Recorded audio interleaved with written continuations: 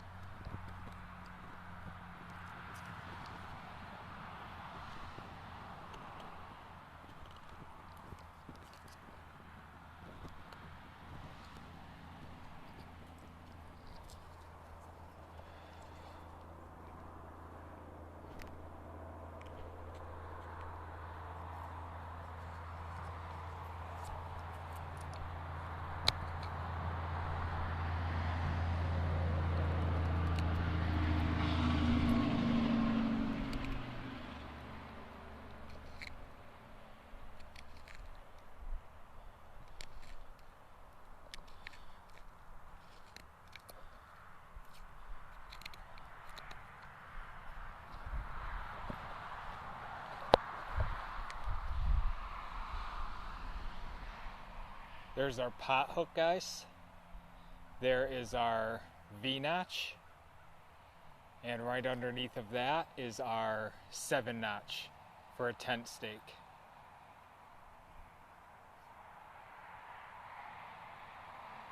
So just some quick notching there. A very mini tri-stick.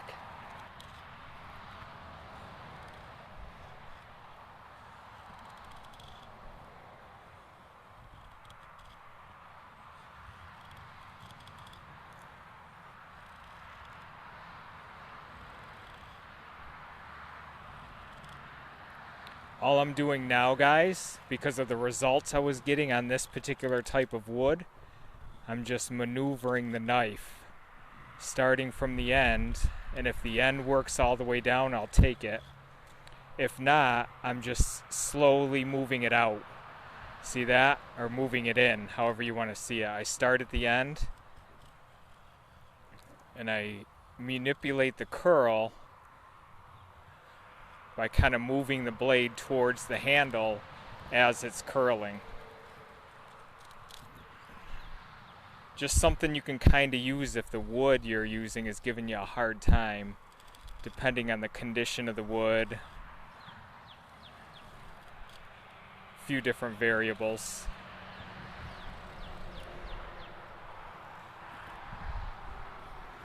Just takes doing some different things, experimenting, guys.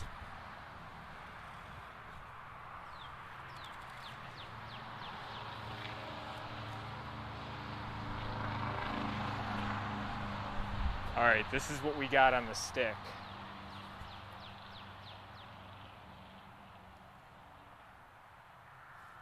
Let's see what we can do with this. If this doesn't work, I have a lot of them. As you might see on the stump here, there's a lot of feathers there. So we'll see if this works. If it doesn't, we'll set it down and try it that way. Alright, what would this video be without a Nathan 4071 ferro rod. It's the first time I'm using this one. This one is called the Kong. I've shown the Monster, I've shown the Super Monster. This one is the Kong. And I think a lot of you guys might like this one. It's a little bit thinner than those. Just getting some of the black off it, guys. That's all I was doing there. Let's see if this will work.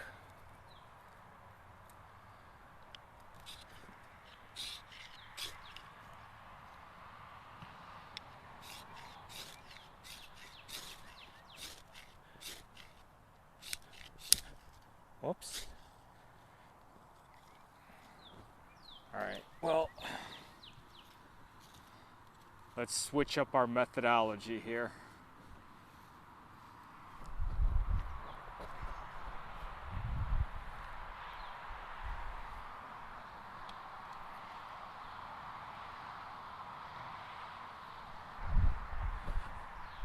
Now this spine, guys, I've already grinded it down the exact same way that I did with that Mora knife number 1 in the last video.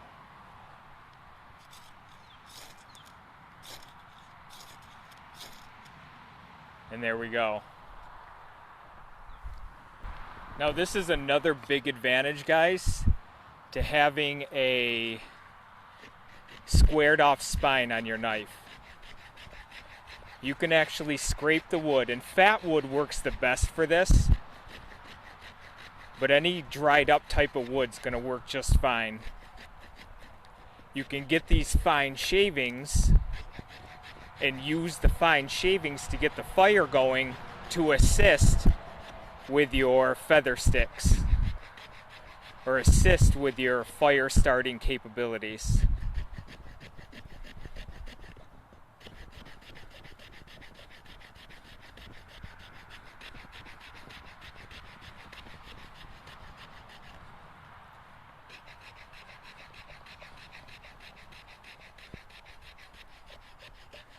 And what this spine is doing, as you can see here, it's removing fine shavings from the wood.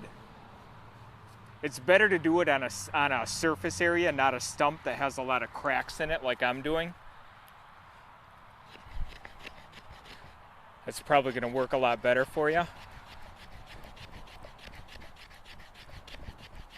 But we'll be all right.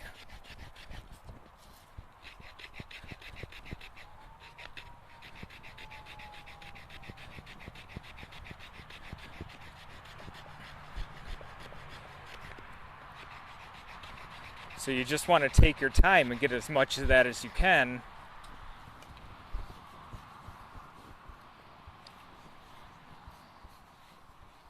And get it all gathered up.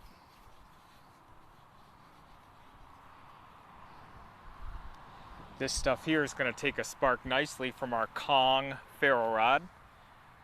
I've already squared off the spine.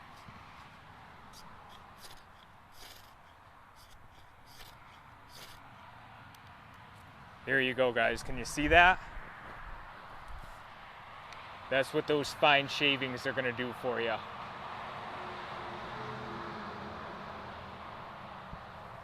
So our Mora Companion soaked in apple cider vinegar for about 45 to 50 minutes. I then hung it right side up this way with a slip knot, a rope with a slip knot right around this part, and hung it on the doorknob just so the excess apple cider vinegar would run down to this end and fill in the patina down here. And I mentioned it in the previous part of this video, but you get these cool run lines too. See that? Where the apple cider vinegar runs down as it's drying off. And this rustic look is my favorite look for Mora knives. So I hope this helped out with a potential patina idea. Apple cider vinegar works great. Just remember, don't wipe it off right away when you take it out. Let it dry by itself. if you're looking to get your first Mora or just looking to pick up a Mora, maybe you're not comfortable with the wooden handles on the Classic series, I would highly suggest this knife right here. The Mora Companion. It has a thin profile. You saw many things that this can do in the video here. And this rubberized handle is tremendous. You're going to love this knife. And I appreciate you watching, guys. Happy Memorial Day, and we'll talk to you again down the road.